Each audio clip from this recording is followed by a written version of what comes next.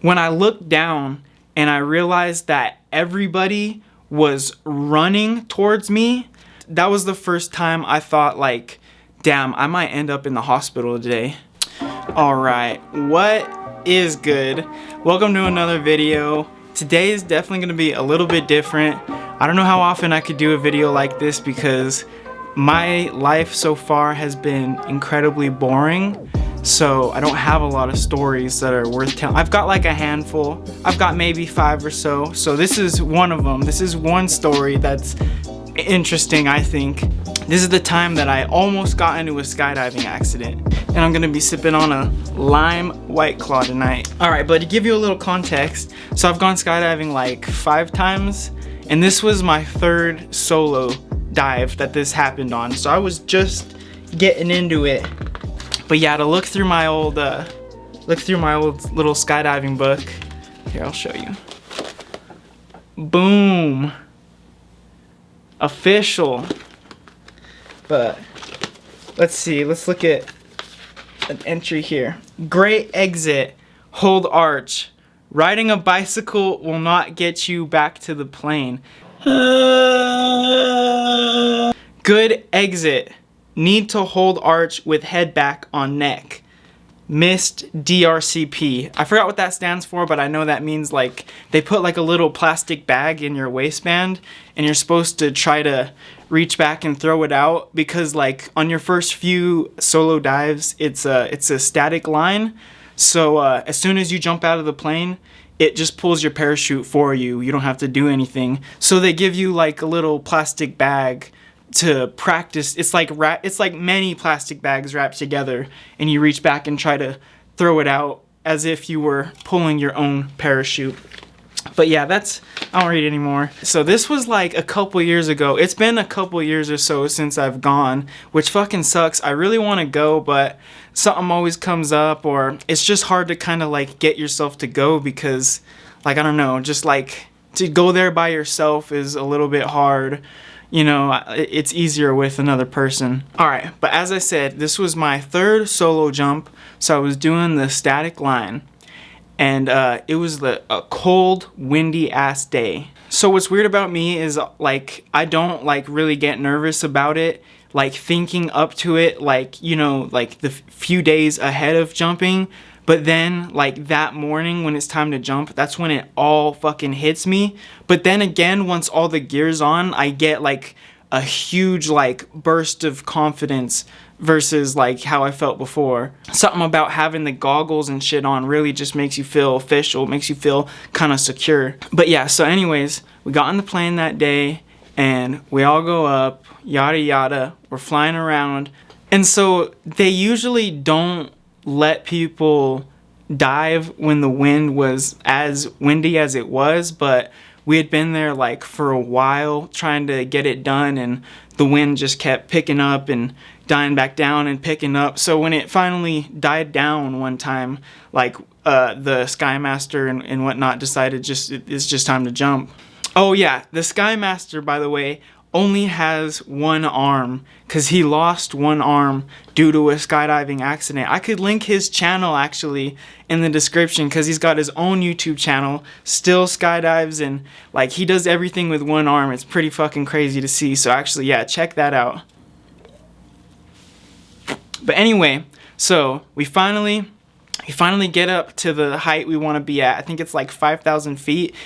Like here in Colorado, we're already at like 3,800 feet and shit, where I am. This was at the Royal Gorge jump site, by the way. So like I think for that reason we don't jump as high as like other drop sites do. I don't know for sure. But anyways, so I think it was like 5,000 feet that we jumped from. So we get up there and I'm next. I can't remember if I went first or second or whatever, but either way. So I'm next to the door of the plane, right? Chilling. Got a seatbelt on. So it's finally time to jump, and the Skymaster, one-armed homie, lifts up the door to the plane, and you look down and you fucking like, you feel the wind, and it's cold as shit that day. So it's like a bitter ass wind. And so you look down and he's like, that's where you want to jump. And it's like, what? I can't even, like, I can't see shit. It's just, it all looks the same, but you just give him a thumbs up. You just say, okay, I'll go there, I swear. So, all right, so he's like, all right, go. And you're supposed to fucking crawl out of the plane, and you grab onto the wing, and you shimmy off to the side, and then you hold onto the wing trying to like get your arch the right way, because you need to arch your back when you're skydiving, otherwise you'll just fucking spin. So anyways, you get to that position, and then you finally let go, and you usually do spin if you don't know what the fuck you're doing. So I can't remember exactly what happened, but either way, I end up with my parachute out because of the static line. Probably didn't pull the thing I was supposed to pull because there's too much fucking shit going on. And so I'm having a blast, you know. I love being underneath the parachute. That's by far the best thing about skydiving, is just being underneath the parachute, just cruising. You get the view of a bird. Like when you're looking out of an airplane, like especially a commercial airplane and shit, you know, it's a pretty good view. It's nice. Don't get me wrong, I like getting the window seat and staring out the window the whole time. But when you're underneath a parachute, you're truly seeing what a bird would see, because you're unobstructed by a window or like anything underneath you. You just look down, and it's just, you're thousands of feet in the air with like the most beautiful view. You definitely have to go skydiving if you've never gone, even though I'm telling you kind of a scary story. So anyways, that part was amazing and divine, as it always is and it always will be. But then hold on. Alright, so of course somebody would knock on my door right at the most fucking climactic part. But let's try to get into it. So I'm enjoying the view. It's beautiful. I'm a bird. I'm a dove. And then all of a sudden, the wind starts blowing me way further away from the drop zone. So when you're a beginner skydiver, you have like a radio, like on a necklace, that's like right in front of you. It hits you in the face sometimes, but like you have this radio that kind of, they give you directions and tell you which way to steer, so that you're always kind of going, you're always in the vicinity of the drop zone, so that you don't go fucking way off course. So the wind that day was like 15 miles per hour up top. It's like different like up top than it is like below here on the ground. So up there it was like 15 miles per hour.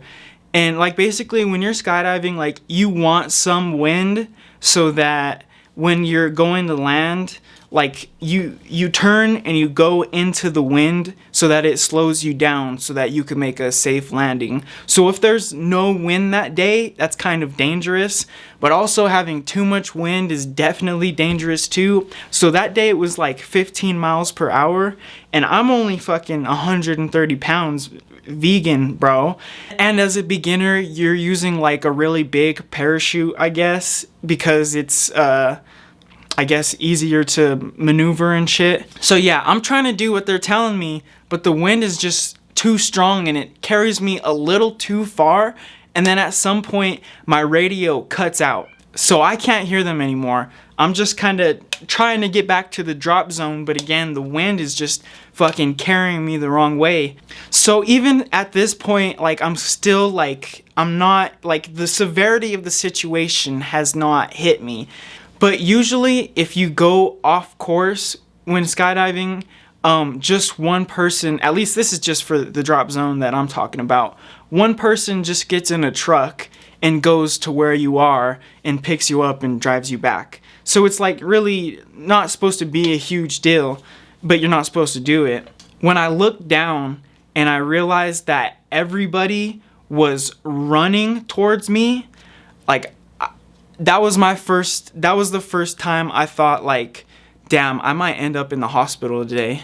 So I'm still trying to maneuver, get back the way I need to be, but the wind just takes me way off course, off into the fucking cactus fields, and still I don't have my radio. So the scariest part about that is that when you're gonna land, the people on the radio tell you when to flare, which means, it's been a while since I've done this, but you basically like go like this, and like the parachute does a certain thing to start slowing you down, but they gotta tell you like the exact moment when to do that. So like that was the scariest part for me, is thinking I don't know exactly when to flare. I've done this twice before, so I'm just gonna have to go off of what I've felt before. But what was different about this was I was about to land backwards. So I'm coming down, and like in those last moments before I really had to make the land, I was fully kind of accepting that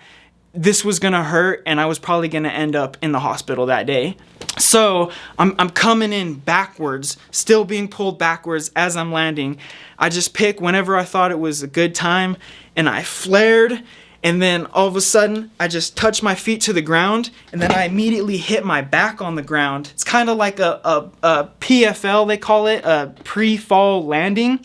So I immediately go to the backpack, because your backpack's like heavy as fuck and it's supposed to be able to protect you. And as soon as I fell, I was like, I'm okay.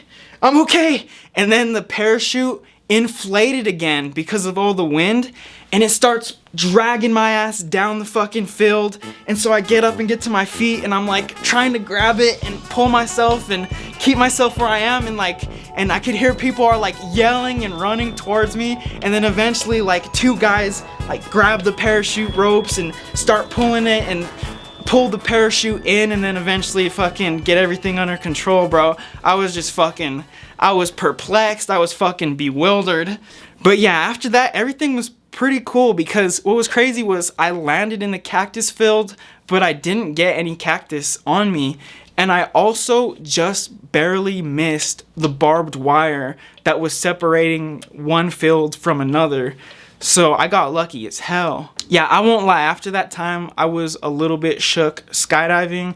That made things way more real. I remember when I did my first tandem, I thought like, damn, that didn't feel real enough. And I think part of it is that you're not responsible for anything really much when you're tandem diving. You don't have to do much besides try not to freak out and grab the fucking guy behind you.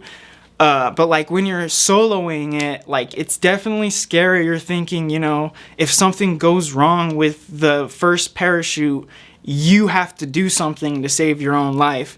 But even then, like what really like changed things was after that close call, it made things a lot more real, made me really realize like shit, you could get fucking really badly hurt doing this shit. I think I only went one other time after that. Well, successfully. I tried to go like at least one other time, but again, the wind was just not dying down enough at any point to be able to jump, which I was not trying to push at that point. That's kind of how it is in Colorado here, like especially over there where there's no I don't know what it is, but over there at the fucking Royal Gorge area, the wind a lot of times is just crazy. But yeah, so that's my little skydiving story. The other times I've gone, you know, the craziest thing that's happened is I just get like a little line twist, which means like when you jumped out of the plane, like either you spun or something was wrong with your parachute pack, and so there's a twist in the line, and it's actually super easy to get rid of. You just gotta like, again, it's been a while since I did this, but I think you just like kick your legs and you'll spin around and you'll eventually just you'll be good from the line twist. But yeah, I'm not gonna talk too much more. That's the story. I would love to go skydiving again. Definitely do not let this deter you from going. Like, you should let this inspire you to go. Like, honestly, as crazy as it sounds, like this was the most, I don't know if I can say enjoyable, but like the most intense skydiving experience I ever had. One of the most real experiences I ever had. So you definitely got to try it. But alright, so if you guys aren't subscribed to the channel, please subscribe. Like I said, I'll tell some other stories, but this isn't what I always do on my channel. If something else really interesting happens to me, I will tell you guys. But until next time, have a good night, and catch you later.